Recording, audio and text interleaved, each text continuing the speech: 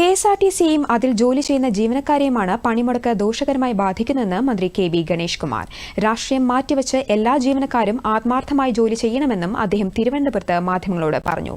KSRTCയിൽ വരുമാനം വർദ്ധിച്ചാൽ അതിന്റെ നേട്ടം തൊഴിലാളികൾക്കാണ്. ചിലവ് കുറയ്ക്കുവാനുള്ള നടപടികളുമായി സർക്കാർ മുന്നോട്ട് പോകുന്നതെന്നും ഗണേഷ് കുമാർ വ്യക്തമാക്കി. പണിമുടക്കിൽ പങ്കെടുക്കരുതെന്നാണ് എല്ലാ ജീവനക്കാരോടും എനിക്ക് പറയാനുള്ളത്. പണിമുടക്ക് ദോഷം ചെയ്യുന്നത് സർക്കാരിനോ എനിക്കോ ഒന്നുമല്ല, KSRTCക്കും അവിടെ ജോലി ചെയ്യുന്ന സാധാരണക്കാരായ ജീവനക്കാർക്കും തന്നെയാണ്. നമ്മളെ തന്നെ നശിപ്പിക്കുന്ന പരിപാടികൾക്ക് ആരോടും കൂട്ടുവയ്ക്കാൻ പറ്റില്ല. എന്ത് രാഷ്ട്രീയമായാലും ശരിയാണ്. ജീവനക്കാരുടെ ഞാൻ പറഞ്ഞു, നിങ്ങൾ രാഷ്ട്രീയമൊക്കെ മറന്നു വയ്ക്കുക. KSRTCയിൽ ആത്മാർത്ഥയോടെ ജോലി ചെയ്യുക. ജോലി ചെയ്തത് കൊണ്ട് നിങ്ങൾ കൃത്യമായി നിങ്ങളുടെ ഡ്യൂട്ടി ചെയ്യുന്നത് കൊണ്ട് KSRTC അതിൻ്റെ വരുമാനം വർദ്ധിക്കും. KSRTCയുടെ ചിലവ് ഞാൻ കുറയ്ക്കും. എല്ലാ തരത്തിലും ചിലവ് കുറയ്ക്കും. പരമാവധി KSRTC ചിലവ് കുറയ്ക്കും. ചിലവ് കുറച്ചുകൊണ്ട് KSRTC കിട്ടുന്ന എല്ലാ ഇതുവരെ ഈ ഒരു വർഷത്തിനകത്ത് വന്ന എല്ലാ സാമ്പത്തിക നേട്ടങ്ങളും ജീവനക്കാർ കൈമാറുക.